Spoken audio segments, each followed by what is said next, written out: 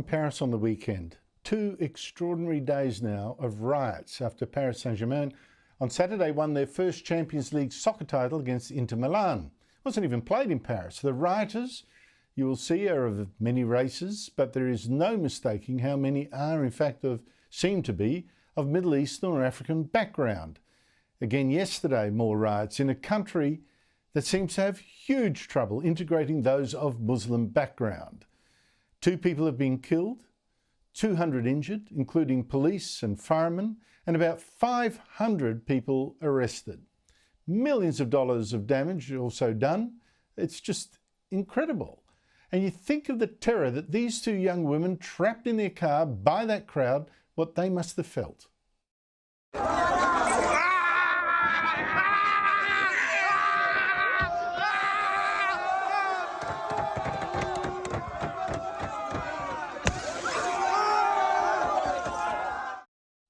Not surprising, one French minister declared there were now barbarians loose in France. Meanwhile, many illegal immigrants in France are sailing on to Britain. On Saturday, 1,200 crossed the Channel to England. That is a record for this year, as French police just watched them leave. And almost all of these boat people are young men. No women in this particular boat that I can see, no children, which is weird if they really are refugees fleeing persecution and war and what have you. Joining me from London is writer, broadcaster and commentator Esther Krakue. Esther, great to see you again. What is going on in Paris? That looks more like a civil war than a football celebration.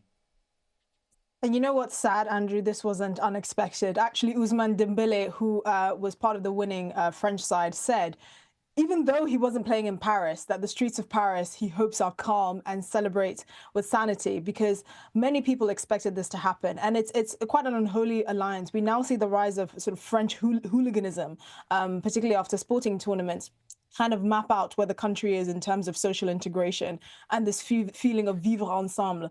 So we remember in 1998 when France won the World Cup, you know, there was really a sense that France was kind of at its peak of multiculturalism. There was, you know, a sign of integration and really embracing French values and culture. You know, unemployment was down, the economy was growing. There was a real sense of conviviality, so much so that you saw millions of people celebrating on the streets of Paris back then and nothing happened.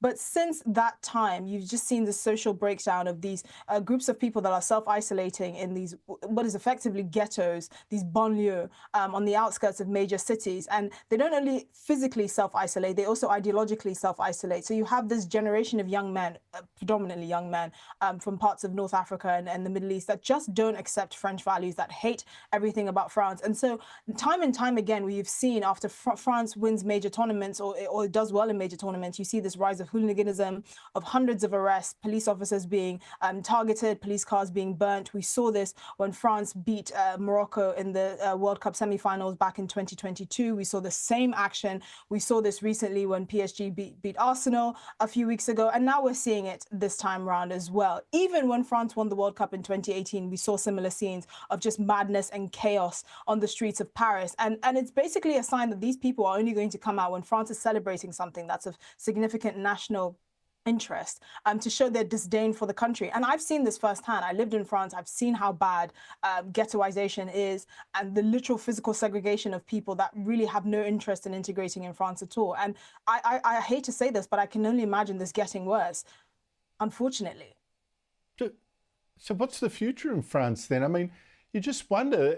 I know there were also white faces there, and I reckon that makes it worse. I mean, there's no sense of owing a loyalty to this country when you're destroying civic infrastructure, you're attacking the police as the enemy. I mean, what is the future of France then?